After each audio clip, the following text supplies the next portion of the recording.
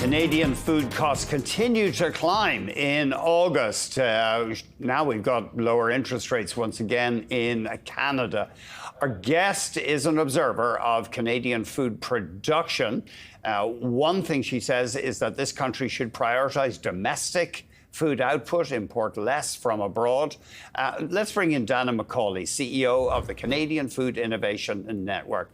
Dana, before we begin, actually, is it Dana or Dana? Just remind us. I prefer Dana, but you know, it's better than late, right? Okay, you got it. Thanks, Dana. First off, remind us what changes you're actually seeing in the Canadian food industry. Are companies changing their business model because of Trump's trade war? Oh, 100%. There are so many things going on. And, you know, one of the pities is that all of the disruption that happens every time there's an announcement leads to people doing scenario planning and, remodeling their pricing and their distribution models. And that's such a suck on productivity. But when, that aside, we see a lot of companies pulling products out of the U.S. for various reasons, sometimes because the supply chain is, difficult and they have to, if they have to buy ingredients from the U.S. and then do something in Canada and send it back that is affected by tariffs, particularly, things like aluminum-based and other metals, steel type of derivatives, they just have decided not to sell. The very small B2C companies have been very impacted the last couple of weeks on the change to the $50 spend exemption for cross-border packages. Many very small, like under 5 employee Canadian food companies have very robust online business going, and that's just had to stop completely because it prices them out, and there's so much paperwork to send anything to the U.S. now. Is there room for Canadian food companies, and have they already been exploiting any gap left in the market by American food not coming in here?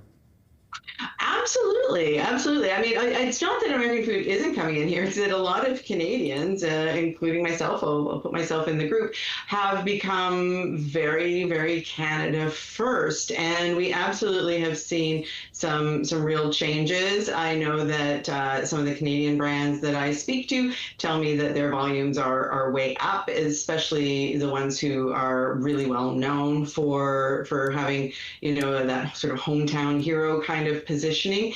And that is meaning that there's a lot of stale dated U.S. stuff on the shelves, and a lot of the imported produce is not getting purchased. People are saying you have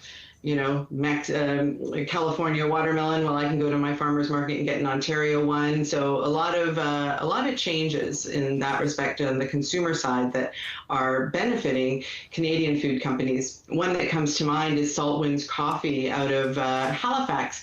They posted on LinkedIn several times, but the first one went quite viral sort of in March, where they listed, I think it was a triple-digit increase in sales of their coffee, based on what was happening with the tariffs and people choosing Canadian first.